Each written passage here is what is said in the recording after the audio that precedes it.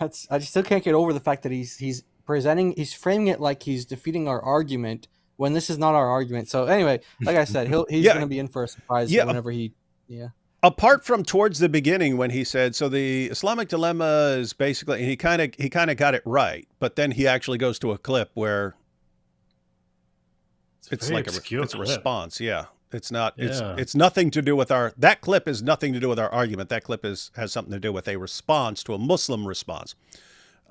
Anyway, did you guys want to take us through some stuff? Yeah. Yeah, I want to take you through what he actually read and what it actually said. Okay.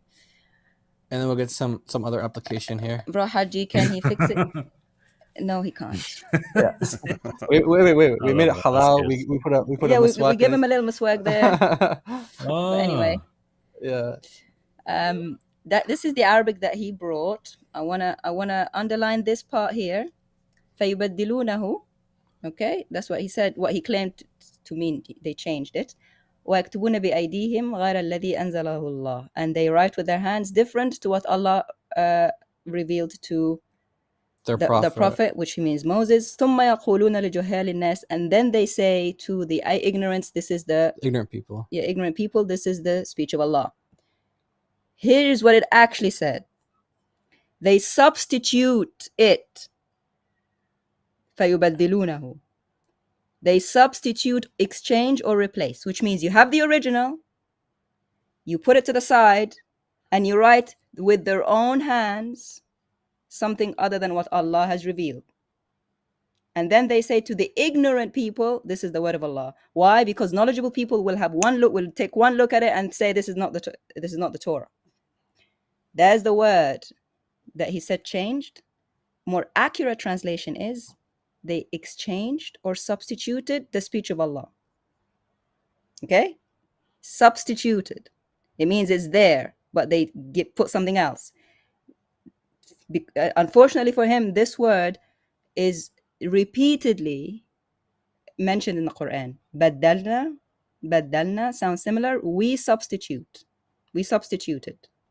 What does it say here? Baddalna ayatan makana ayah. We substitute a verse in place of a verse. If you want to say baddala means change, that means Allah changed a verse in your own Quran. Corrupted your own Quran. Is that what you want to say? And in other places, it says if you want to exchange or substitute one wife for another. استبدال الزوج مكان زوج. Okay, that word means to exchange or substitute. Doesn't mean you change the original. That means you replace it with something else and the original is still there. So what David said, where is it that somebody replaced the words of Allah with different written with the hands and then they say it's Allah's verses? Surah 2 verse 79. They write the scripture with their own hands, then they say this is from Allah to exchange it for a small price. Here is Tabari, which is the same book he took us to. Yeah, we're not going to Ibn Kathir, we're not going to Al-Qurtubi, we're not going to Al-Baghawi, we're sticking to Al-Tabari. The same man. Look here. كتبوا كتابا. They wrote a book. Then they sold it to people who don't know any different, and they don't know what's in the Torah. ولا بما في التوراة. So again, same thing. It even uses the ignorance. And again, it says juhal. They ignorant. In the books of Allah. Yeah. Ignorant about what is in the books of Allah. So definitely talking about the same thing here. كتبوا كتابا. They wrote a book. Didn't say they wrote in the book of Allah, the Torah, something different. No, they wrote a book. It's called writing a book, like what Chris said before. They wrote a book for ignorant people, and they said this is from Allah. 4 times he said they wrote a book, not changed in something in the book, which is the Torah. They wrote a book. This is the translation for you, because I know your Arabic is not 100%. It says they wrote, that your Tabari guy says they wrote a book according to their own interpretations, contrary to what Allah revealed to his prophet Moses, to people who had no knowledge of what's in the Torah, ignorant to what is in Allah's books. That means people knew what was in Allah's books, that was known to some. They just sold it to others who knew nothing. And in a different narration, it says that they were actually the Arabs. Arabs didn't know the Torah. Some Jews sat and wrote a book by themselves, And they sold it to the ignorant Arabs. He didn't say they wrote, they took the Torah and changed it and sold it to Arabics. He said wrote a book, right? Wrote a book with their own hands to the ignorant of the people, said this is from Allah. So actually, the passage he was reading was an allusion to this, which Tabari, if you knew anything about Tabari does this a lot. He takes from some other verses to explain in his exposition of some different verses. Right. He does that, and sometimes he'll even say, "I already explained this in this passage." Like if you go to like different chapters, he'll be like, instead of repeating himself, he'll say, "I already explained this over here, so just go over there." So he's often making allusion to other commentaries that he makes. And this is the rest of it. He says there were some people from the children of Israel who wrote a book, katabu kitaban, with their own hands, to consume the wealth of the people, so that they could sell something, basically. And they said this is from Allah. Exactly what his passage said. And it's not from Allah. Not the Torah, just a book. And what's worse... Now we'll go to another scholar and explain exactly how he explained it. And I know he follows Ibn Uthaymeen because he's a Salafi. Tell me if I'm wrong. Ibn Uthaymeen says Muslims do the same thing. We have in his recorded exposition of these verse 279, and it is recorded, and we have it here, right? His recording in Arabic, and this is a translation of the transcript. We have in our Muslim community people who wrote with their own hands and said this is better than what is with Allah. They called it a green book. And they said this is better than the Quran. And others said this, similar things with the book called Prayer of the Opener. And they said this is better than the Quran 600 times. And look here, he says, they are more wicked than the Jews, because to him they did the same thing that the Jews did. They wrote a book, pretended it was the Torah. Now, if you want to say that if anybody writes something with their own hands, makes that the book is corrupted, then you have to say that your Quran is corrupted because some people wrote books. Same exact verbiage. كتبوا كتبا يسمونها الكتاب الأخضر. They wrote books calling it the green book, and they said it was.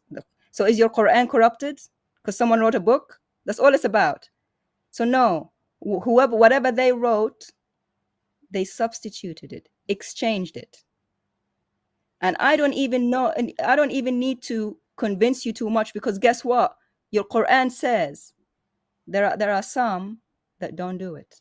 Surah 2 verse 121. الذين أتيناهم الكتاب يتلونه حق تلاوته. Those who were given the book recited the true recital. And your guy Tabari said there is an opinion that those people are the children of Israel. Not just the Muslims, the children of Israel. And what does it mean that they recited the true recital? They don't distort the words from their places. So in other words, there are some verses in the Quran that say that they distort the words from their places. And then Tabari is saying that there's a group that don't do that. Yep. They don't do that. حق تلاوته يقرأه كما أنزله الله. He reads it exactly as Allah revealed it. As Allah reveals it. ولا يحرف الكلمة عن مواضعه. And they do not distort it. They not distort it from their places. And here is your Tafsir. One second. Can you go back to that? Can you go back to that slide? I just want to point out. So that's what you have in verses like 5:13, that they're distorting words from their places, moving words from their places, and so on. And what we get from Muslims is this is talking about the corruption of your text, right? And we say, well, it's not clear that that's talking about the corruption of the text. Sounds especially based on other things that the same chapter says and other things the Quran says, sounds like it's just talking about what people are saying, how they're distorting it with their speech. But right here in the commentary, it's applying, read it as Allah revealed it, means without distorting the words from their places. So this is how you're reciting it. You're reciting it without distorting the words. So distorting the words sounds like refers to how you recite it. If you recite it and you distort the words, shame on you. But the fact that people can recite it with the true recitation without distorting it means they have the undistorted text. Because if you're reading a distorted text, then you wouldn't be reading it with the correct recitation. So the fact that there are people who recite it with the true recitation means that the text hasn't been corrupted. If the text had been corrupted, it would be impossible to recite it with the true recitation. The fact that there are people who could still recite it without distorting words from their places means that they didn't have a text that had been altered.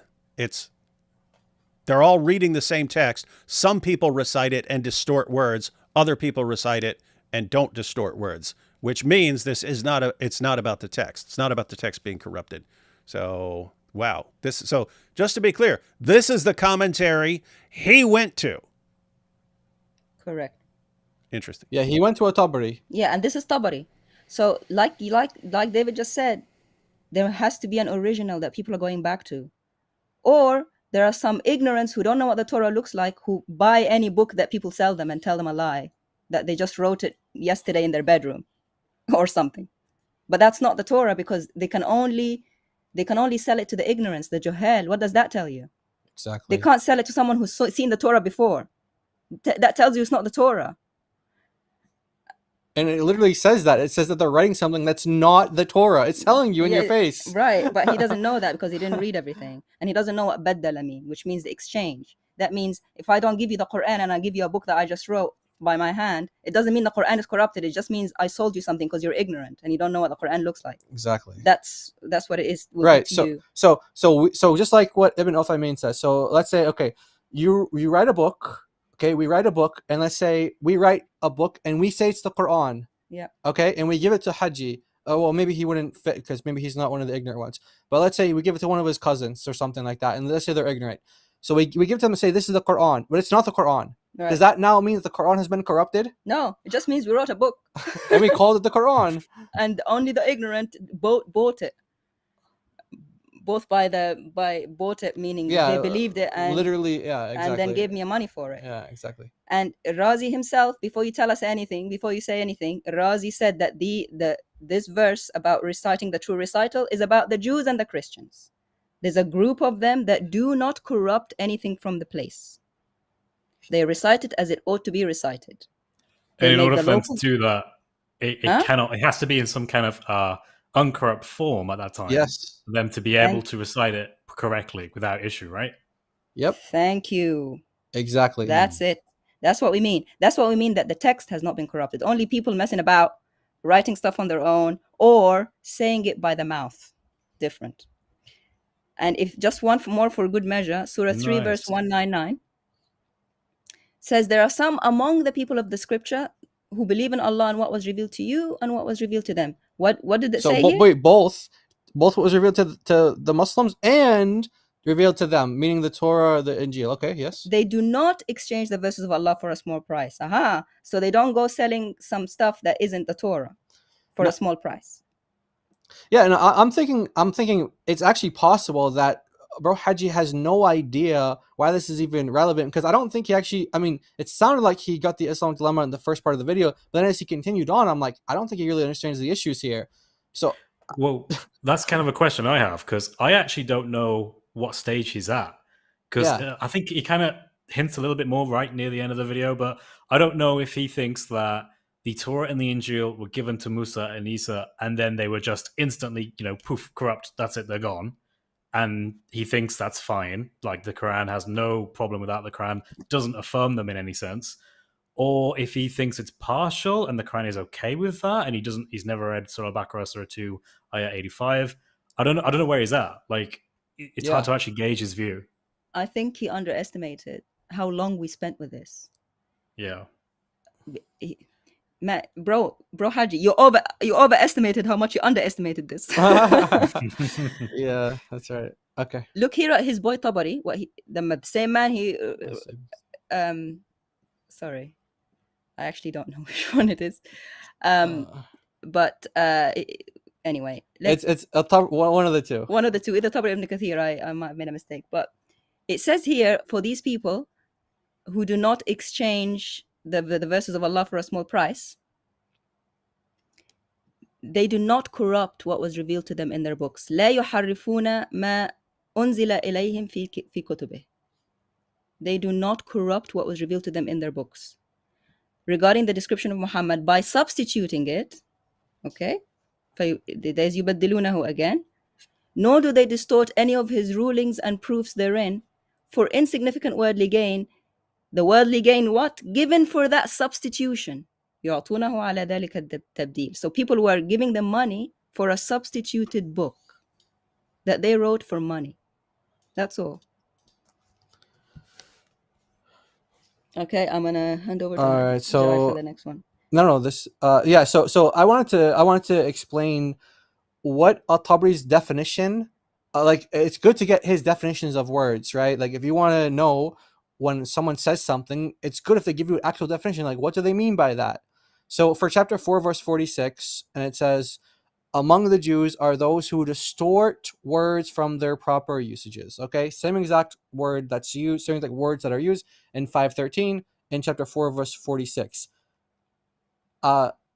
Al-Tabari tells us what that means in 446. Okay, so this is another verse now, but he tells us what that means. What does it mean that they distort words from their proper places, or from their original places?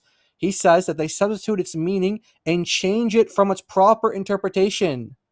Right? From its proper interpretation. So Al-Tabari tells us what he literally defines for us what this means in another passage, in another commentary. Okay, and then well, let me skip this one. Okay, so now let's go to another book here, because he talked about, I have books. Yeah, we have a couple books ourselves. We have a little books, but maybe not as many books as you, but we have some books. And this is a book from Ibn al-Qayyim, and he talks about a group of Muslim scholars that believe that the Torah is perfectly intact and perfectly preserved. And one of their arguments is this, and this is what we've been getting to this whole time. This is one of their arguments. One of their evidences that they hold to for their position is this, that the Torah has spread across the east and the west of the earth, and spread south and north, and no one knows the number of its copies except Allah. And it is impossible to conspire to substitute and change all of those copies, such that not a single copy remains on earth except one that is substituted and changed according to that same methodology. And this is something that the intellect finds impossible and testifies to its falsity.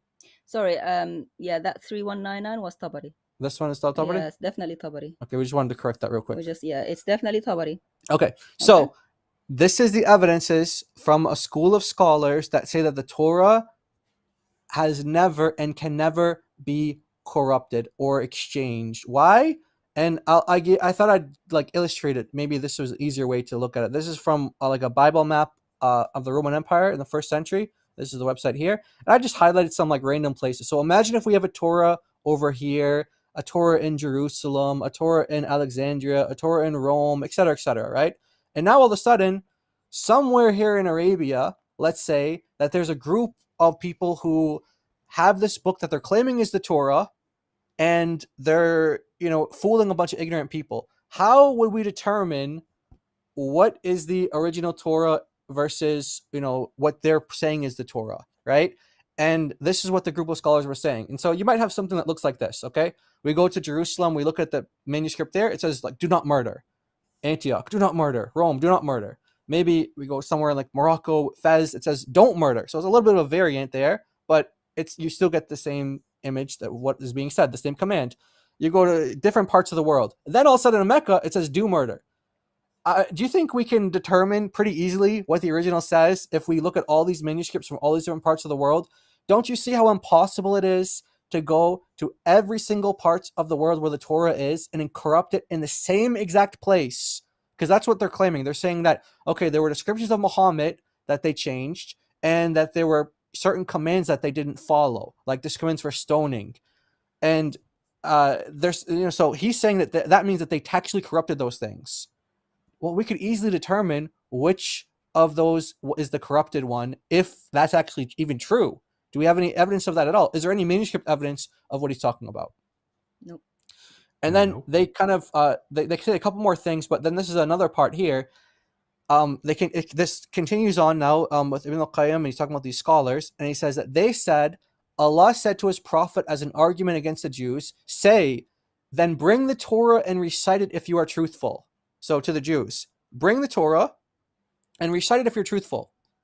So then they said, they agreed to abandon the obligation of stoning, but they were not able to change it from the Torah. So when they recited it to the prophet, the reader placed his hand over the verse of stoning. Then Abdullah bin Salam said to him, lift up your hand from the verse of stoning. Okay, now what do the scholars conclude from that? So he lifted his hand, and behold, the verse of stoning was underneath. If they had substituted the words of the Torah, this would have been among the most important things they would have substituted. And then we've done this one a lot, and the famous hadith here. And basically the conclusion is that they, based off chapter 6, verse 115, is that because the Torah is part of Allah's words, in chapter 6, verse 115, in chapter 18, verse 27, also says that none can change or alter his words or substitute his words. They're saying, well, the Torah is part of his words, so it can't be one of those things that can be changed or substituted. Yep. So basically, this is Bro Haji. It's not in your classic scholars, if you want to go to Tabari, that they believed that the Torah was actually corrupted. They believe there's a think if group. he's watching, he's like got his mouth open and he's like, oh, there's a lot more stuff than I was expecting from this. Yeah. If you're going to go Tabari, Tabari doesn't help you. Yeah. Tabari thinks there's a book that was written that was claimed to be the Torah and it wasn't. That doesn't mean anything. And he claims that there are good groups of people of the book. Surah 2, verse 121, and Surah 3, verse 191. Verse 199. All Tabari talking about how they substituted it for a price. And there are some group that don't do that. They recite it correctly. They don't change anything, and they don't sell it for a price. And they don't tell people that a wrong book is Allah's words. And then you have this whole group of scholars here, this whole class of scholars that Ibn al-Qayyim notes. And this is exactly the point that we're making the whole time, that it would be impossible to do what he's suggesting was done. So anyway, that's what we wanted to present. Thank you. Yeah, thank you for listening to us. That's awesome. Yeah, and here's what's here's what's really awesome. So in the clip he was responding to, 513, that's a Muslim argument. We respond to the Muslim argument by showing that their interpretation makes no sense. Of their interpretation of 513, if they're saying this is referring to the corruption of the text, makes no sense. And then so they do what they're kind of trained to do. But go to the commentary. So DOC went to the commentary that the Muslim brought up, and it did not agree with the Muslim. Then Brother Haji responds. He pretends like he's answering what Ibn Kathir said, but he doesn't. He just ignores it and pretends to be responding to DOC. Instead, he went to Tabari, and what just happened, guys? He just got buried by Tabari. And the amazing part is we didn't even go through the Quran. We didn't go through what the Quran said. He is not even familiar with what a basic case for the Islamic dilemma still looks like. He doesn't know. We didn't really go through the Quran. We've brought up a couple of verses, but mainly it's been an issue of commentaries to show that even the commentaries present a huge problem for him. So he still hasn't seen the Islamic dilemma in all its Islam destroying glory. But we're happy to have that conversation with you, Brother Haji. Happy to take you through what the Quran says verse by verse and let you explain how Allah, for some reason, means the exact opposite of what he says in his book. Love to hear you try to explain why Allah means the exact opposite of what he says. It sounds weird to us. It sounds weird because we still think that what Allah says is what he means. I mean, he brags throughout the Quran about how clear his book is. So we assume that when he's talking about our book, he's speaking clearly. But we read it and it's, wow, this is affirming our book. This is telling us to judge by our book. This is saying we have the book, and he's affirming what we have. He's commanding us to judge by it. He's saying we're reading it. This is the opposite of what Muslims tell us. And then they say, no, it's not.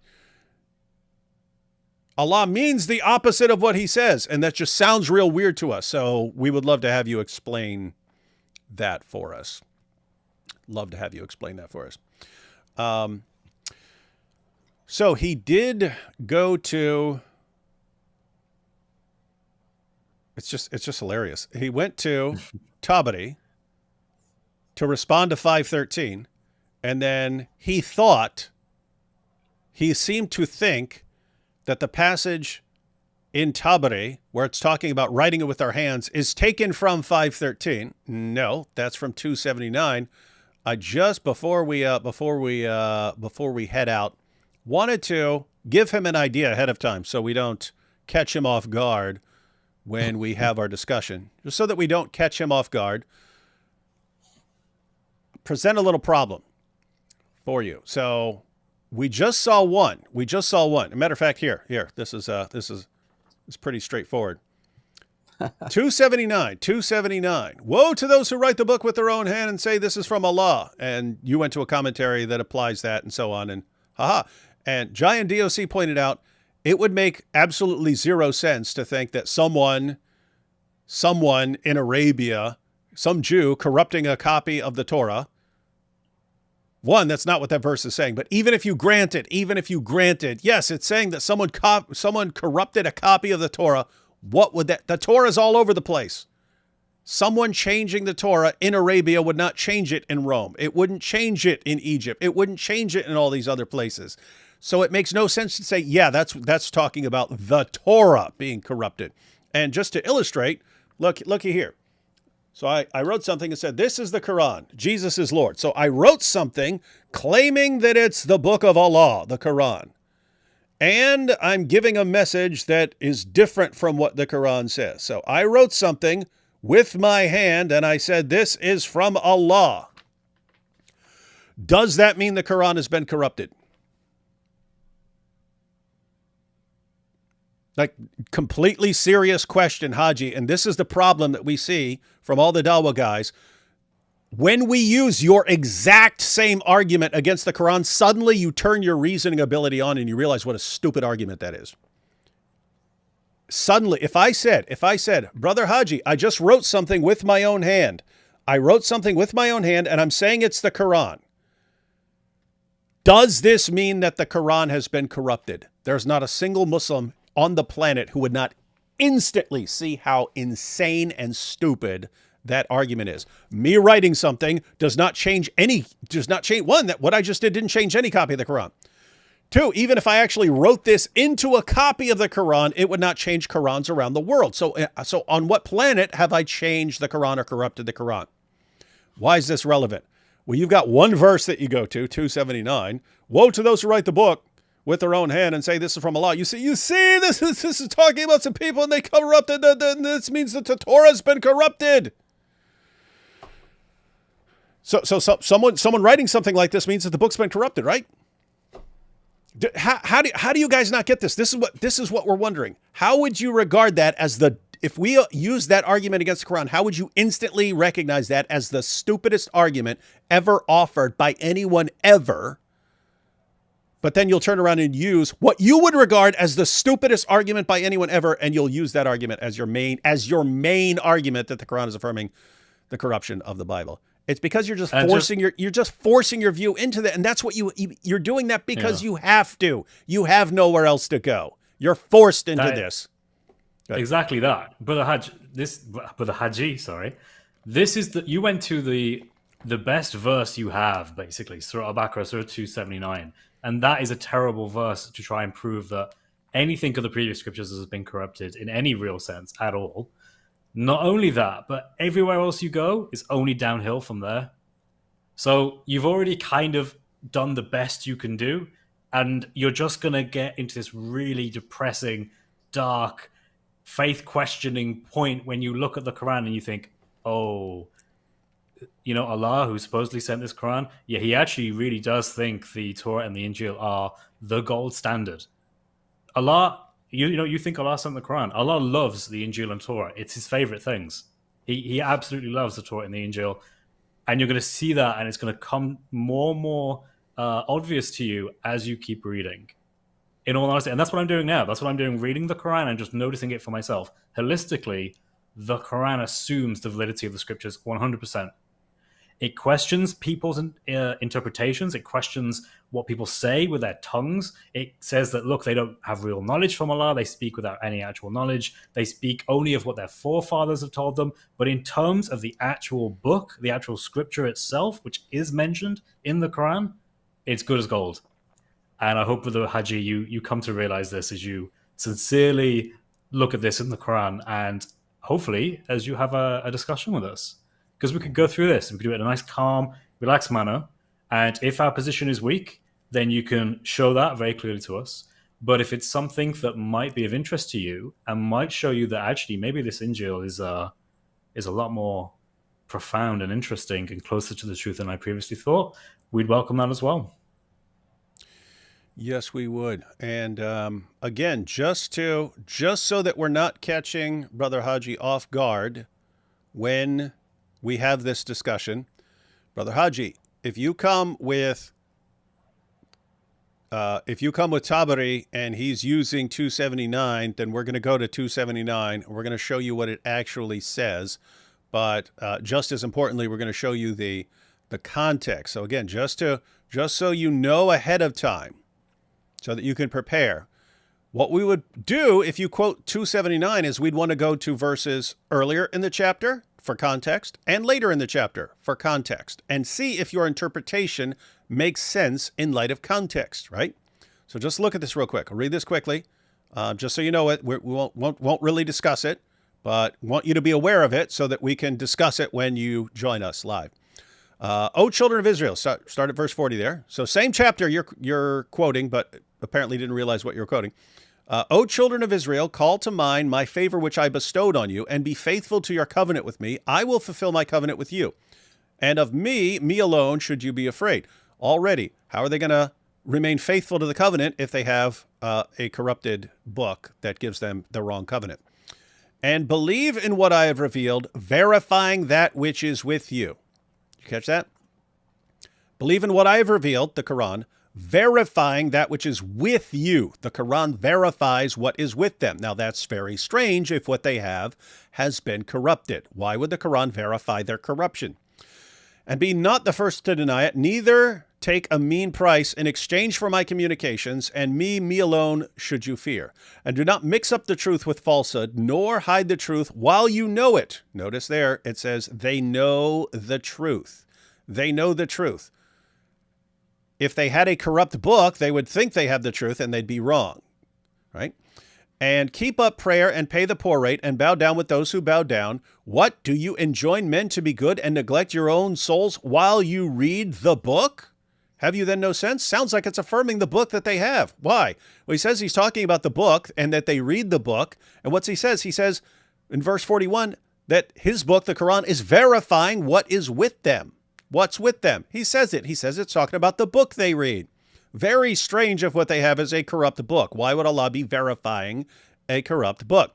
So that's in Surah 2. And then you get to the one you cited without realizing where it's from, 279. Woe then to those who write the book with their hands and then say this is from Allah, so that they may take for it a small price. Therefore, woe to them for what their hands have written, and woe to them for what they earn. You see, the Bible's been corrupted. It's been corrupted. Well, why does he say earlier in the same chapter that it's not? And if verse 79 is saying that the Bible has been corrupted, why does he say just 6 verses later? See that 279 there, Brother Haji?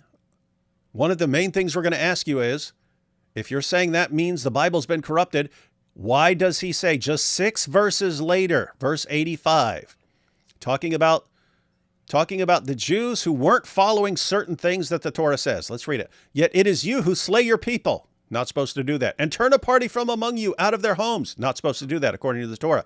Backing each other up against them unlawfully and exceeding the limits.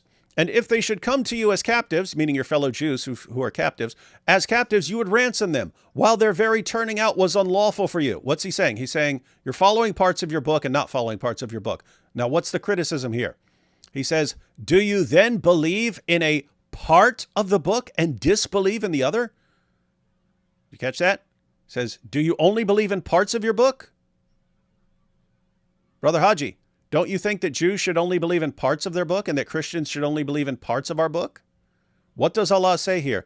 Do you then believe in a part of the book and disbelieve in the other? What then is the reward of such among you as do this, but disgrace in the life of this world, and on the day of resurrection they shall be sent to the most grievous chastisement, and Allah is not at all heedless of what you do. Allah says if you only believe in parts of the book and don't believe in the rest of it, He's going to send you to hell. So, Brother Haji, please explain to us, if Allah is saying in verse 79, Jews, you have a corrupt book. You wrote a book and it's been corrupted. It's been corrupted. If it's been corrupted, what are they supposed to do? They're only supposed to believe in parts that haven't been corrupted, right? If that's what Allah means in verse 79, why would He say just 6 verses later, if you only believe in parts of your book, I'll send you to hell? I repeat, Brother Haji, this is not difficult. If He's saying in verse 79, only parts of your book should still be trusted because the rest has been corrupted, why in the name of common sense would He say 6 verses later, you'd better believe in all of your book, if you don't, I'll send you to hell? That's the point. Your interpretation of 279 makes 0 sense of what the rest of the chapter says. And we could go on, because look, verse 89, and when there came to them a book from Allah verifying that which they have. But according to you, Brother Haji, what they have is something corrupted. So why would Allah verify what they have when what they have has been corrupted? You catching this? Verse 91, and when it is said to them, believe in what Allah has revealed, they say, we believe in that which was revealed to us. And they deny what is besides that, while it is the truth verifying that which they have. It just keeps saying it over and over again, that Allah is verifying the previous scriptures. And you say, nope. 279 say it's been corrupted, and your interpretation makes absolutely no sense. So those are the things that we would do. We would want to go through the various interpretations of 279 that do not agree with what you've said, and we'd go to the context of Surah 2, verse 79. We'd go to the context, the immediate context in the same chapter, and we'd go to the rest of the Quran. None of it's going to agree with you, buddy. None of it. So look forward to having this discussion. All right, guys, anything else? I think that's it from yeah, me. I think that covers it. Yeah. Yeah, I don't know how he's gonna come back from that. But please do, Brother Haji. Please do. Yeah, please because do. I genuinely would like to have your thoughts on this more. And I would, relish the chance to have a dialogue.